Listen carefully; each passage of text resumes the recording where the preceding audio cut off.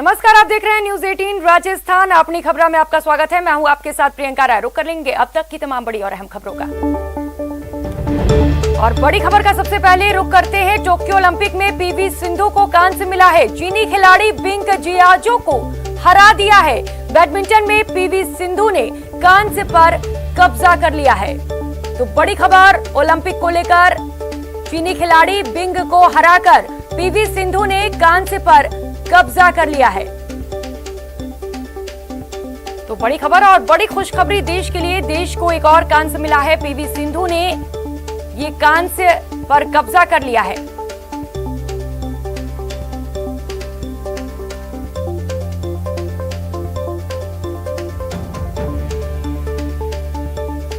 तो बड़ी खबर इस वक्त की ओलंपिक को लेकर आपको बता रहे हैं। पीवी सिंधु ने कांस्य पर कब्जा कर लिया है। बैडमिंटन में पीवी सिंधु ने कांस्य जीत लिया है।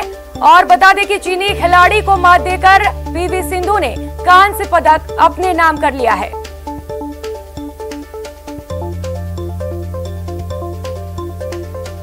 ओलंपिक में सिंधु का कमाल देखने को मिला है और एक और पदक भारत के नाम हो चुका है। बैडमिंटन में ये पदक पीवी सिंधु ने जीता है। बता दें कि चीनी खिलाड़ी बिंग जियाओ को हराया है और इसके बाद कांस्य पदक को अपने नाम कर लिया है।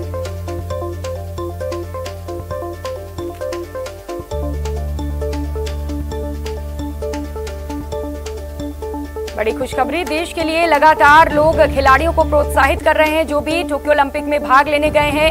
प्रधानमंत्री मोदी भी लगातार खिलाड़ियों को चीयर अप कर रहे हैं। इस बीच ये देश के लिए एक बड़ी खुशखबरी, पीवी सिंधु ने बैडमिंटन में कांस्य पदक पर कब्जा कर लिया है।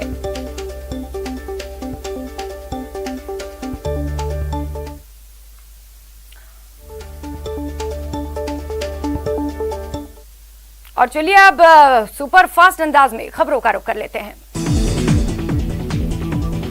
सीएम गहलोत ने जयपुर में घर घर औषधि योजना एवं 72वें वन महोत्सव का शुभारंभ किया। पौधों के वाहन को हरी झंडी दिखाकर रवाना किया गया। योजना के तहत 1 करोड़ 26 लाख परिवारों को पौधे बांटे जाएंगे।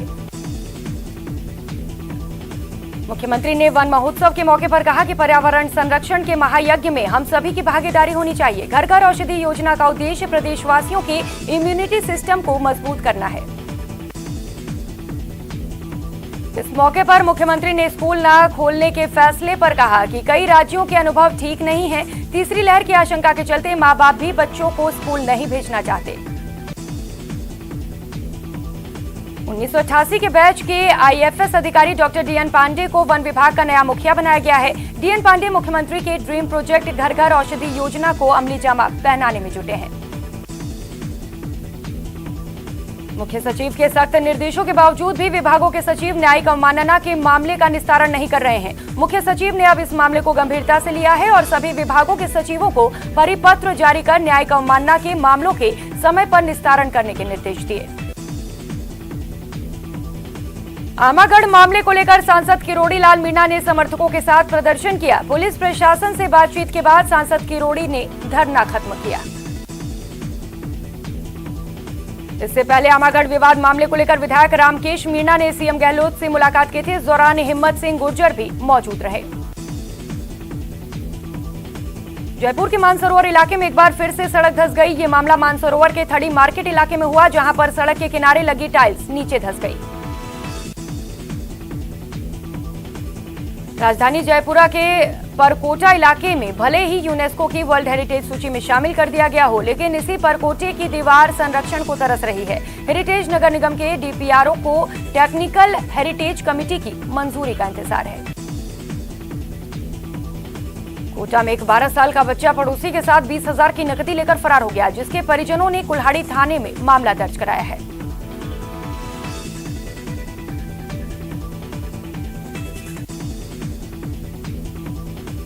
हड़ौती इलाके में भी लगातार बारिश अब लोगों के लिए मुसीबत बनती जा रही है। कोटा में 2 दिनों से जारी बारिश के दौर में जावा इलाके में बाढ़ जैसे हालात हो गए हैं।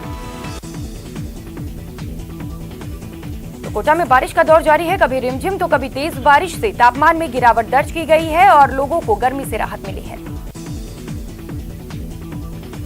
कोटा में न्यूज 18 राजस्थान की खबर का बड़ा असर हुआ है। जल्द लुहावद खाड़ी की पुलिया की मरम्मत होगी। सरकार ने 70 लाख रुपए मंजूर किए। कोटा पूरी तरह से कोरोना मुक्त हो गया है। पिछले 16 दिनों में यहां कोरोना के एक भी मामले सामने नहीं आए।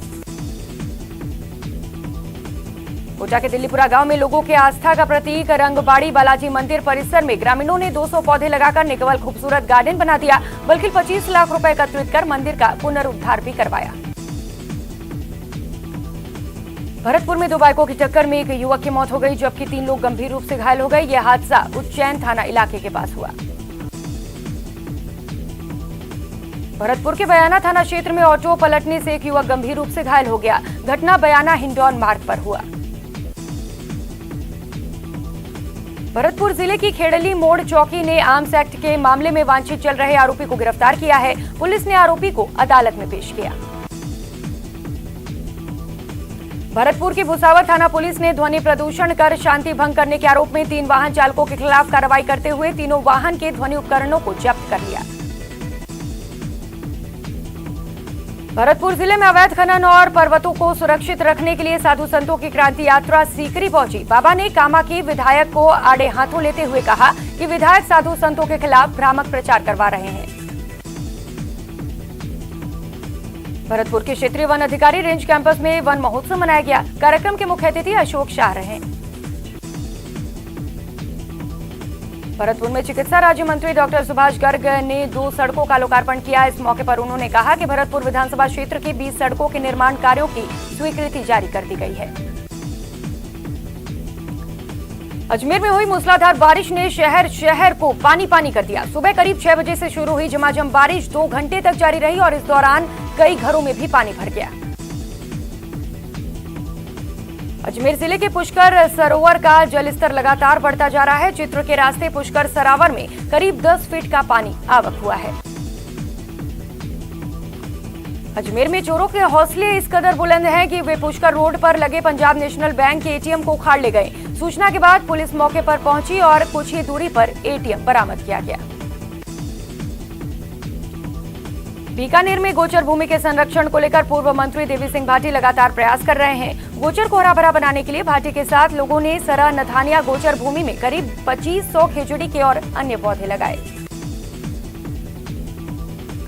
बीकानेर में 72वें वन महोत्सव के आवास पर घर घर औषधि वितरण योजना का शुभारंभ किया गया। उच्च शिक्षा मंत्री भंवर सिंह भाटी, महापौर सुशीला कंवर ने औषधीय पौधों से भरी गाड़ियों को रवाना किया।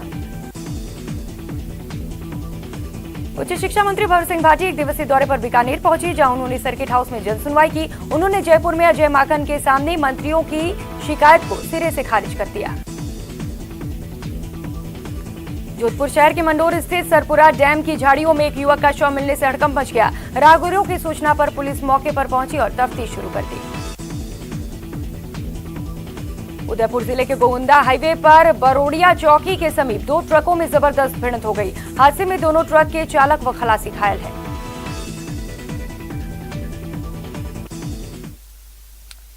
और अब बुलेटिन में बात उस नर्स की जिस पर लगे हैं आरोप। झुंझुनू के बाशिंदे गुस्से में हैं और जल्द से जल्द उसकी गिरफ्तारी की मांग कर रहे हैं, जबकि पुलिस मामले पर जांच कर रही है।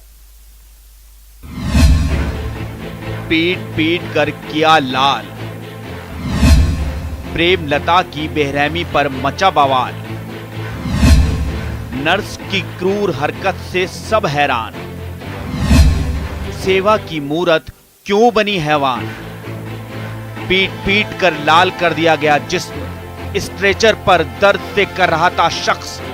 अस्पताल के बाहर बवाल, इंसाफ के लिए गला फाड़ कर चिल्लाते लोग और संभावित उत्पात से निपटने के लिए तैनात पुलिस।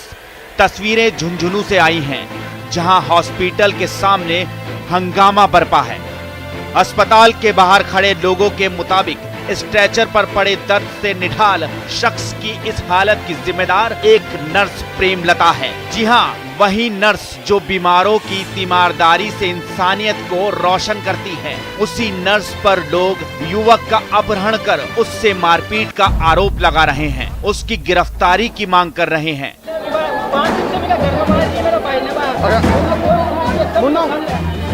घायल युवक के परिजनों का कहना है कि युवक 27 जुलाई से घर से लापता था और जिसकी रिपोर्ट भी उन्होंने थाने में दर्ज करा दी थी। इसके बाद 1 अगस्त को उन्हें अपने लाडले के साथ नर्स की मारपीट की खबर मिली। इसके बाद उन्होंने नर्स के घर पहुंचकर अपने लाडले को वहां से छुड़ाया।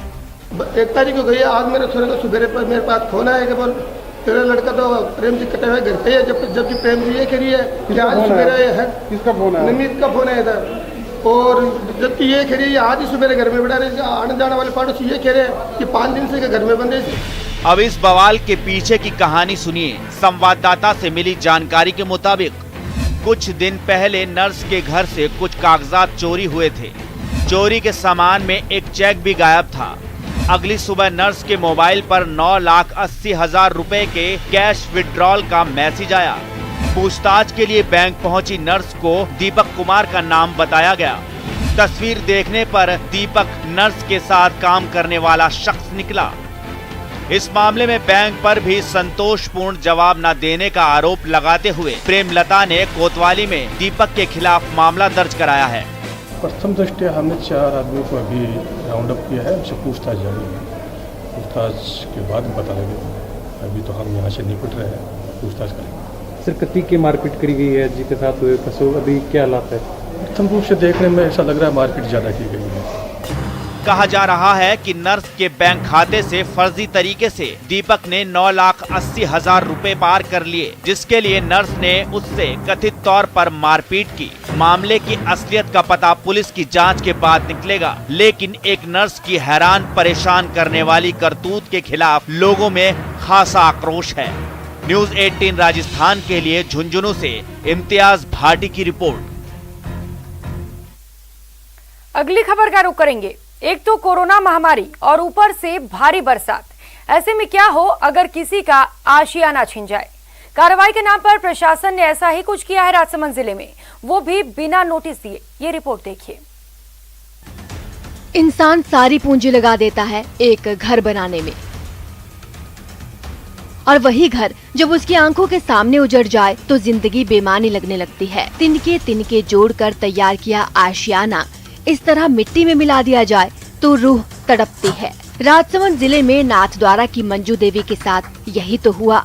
जब अवैध जमीन पर घर बनाया तब तो किसी ने टोका नहीं, फिर अचानक बिना नोटिस दिए पीला पंजा चला दिया। कोई नहीं आया। हमने मकान बनाया तो हमको किसी ने इत्तला नहीं दी कि मकान मत बनाओ। तब अब हमको हमारा बेघर कर दिया, हम कहाँ जाए बताओ? आप जाते हैं हमारे 100 गाय वो कहाँ पर रखे हम? पालिका ने कोई नोटिस दिया आपको? नहीं दिया, नोटिस भी नहीं दिया।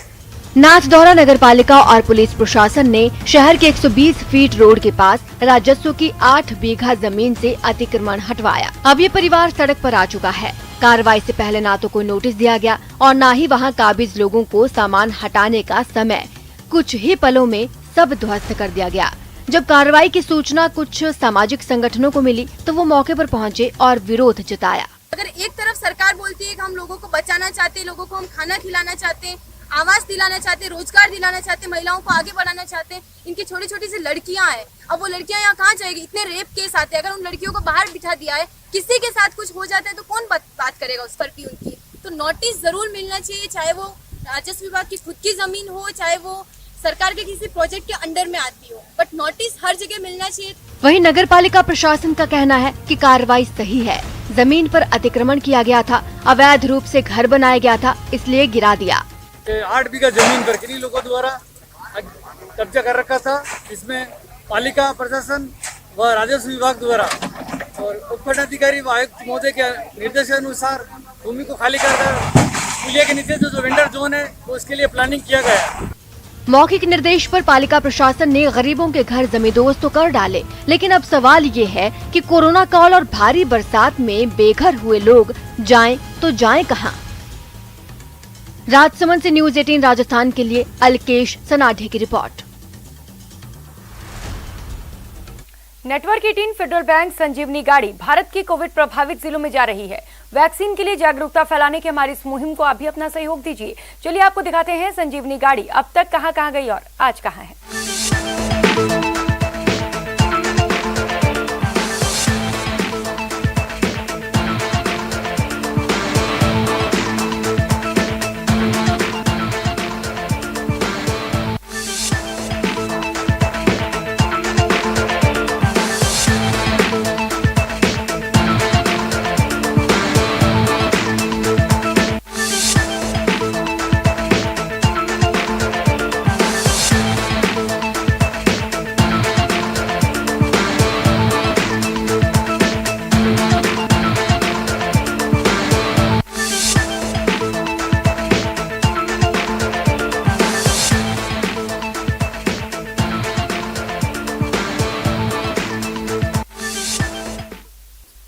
बाद आप सभी का स्वागत है और अब बात न्यूज 18 के खबर के दमदार असर की।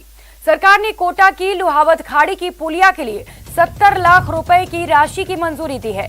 पुलिया टूट जाने से एक गांव का संपर्क टूट गया था, लेकिन अब सार्वजनिक निर्माण विभाग जल्द ही पुलिया का निर्माण शुरू करेगा और अगस्त के अंत तक पुलिया के तैयार हो जाने की उम्मीद है।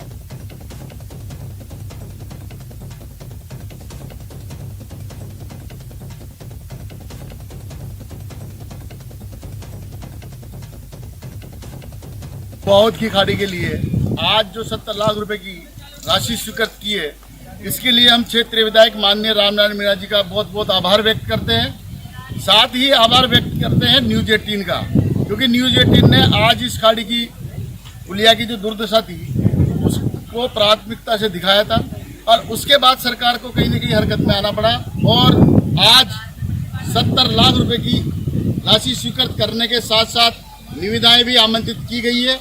इसके लिए क्षेत्र की सारी जनता, लुहावत, दुर्जनपुरा, लक्ष्मीपुरा ग्राम पंचायत के सारे व्यक्ति खुश हैं।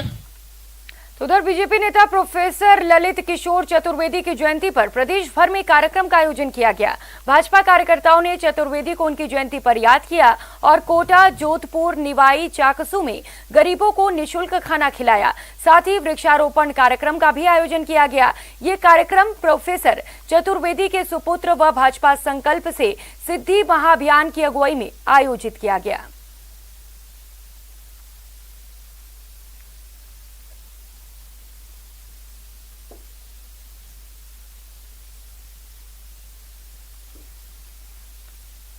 और अगली खबर का रुख करेंगे। प्रदेश भर में मॉनसून मेहरबान है। जयपुर समेत कई हिस्सों में जोरदार बारिश का दौर देखने को मिल रहा है। झमाझम बारिश का ये दौर 4 अगस्त तक चलने की संभावना है। मौसम विभाग ने 12 जिले के कुछ स्थानों पर अति भारी से अत्यंत भारी बारिश की संभावनाएं जताते हुए रेड अलर्ट जारी किया है। इसके अलावा अजमेर, टोंक, करौली, सवाई माधोपुर, भीलवाड़ा, बूंदी, चित्तौड़गढ़, प्रतापगढ़ जिलों में 1 से 2 स्थानों पर भारी से अति भारी बारिश की संभावना जताते हुए ऑरेंज अलर्ट जारी किया गया है।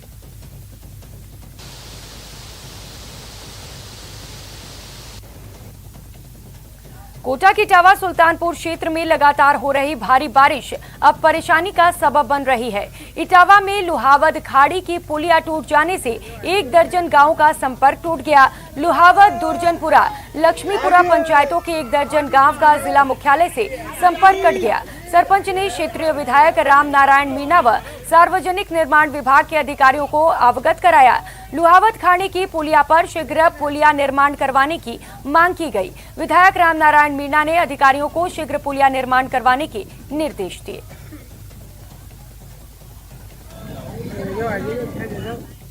तो वहीं कोटा की इटावा क्षेत्र के बनेठा गांव में तालाब में सुराख हो जाने से ग्रामीणों में हड़कंप मच गया। लोगों ने तालाब से लगातार हो रहे पानी के रिसाव पर काबू पाने की कोशिश की और फिर प्रशासन को खबर दी गई। मौके पर प्रशासन की टीम मौजूद है और तालाब में हुए रिसाव को रोकने के प्रयास किए जा रहे हैं। इस बुलेटिन में इतना ही। आप बने रहिए हमारे साथ। नमस्कार।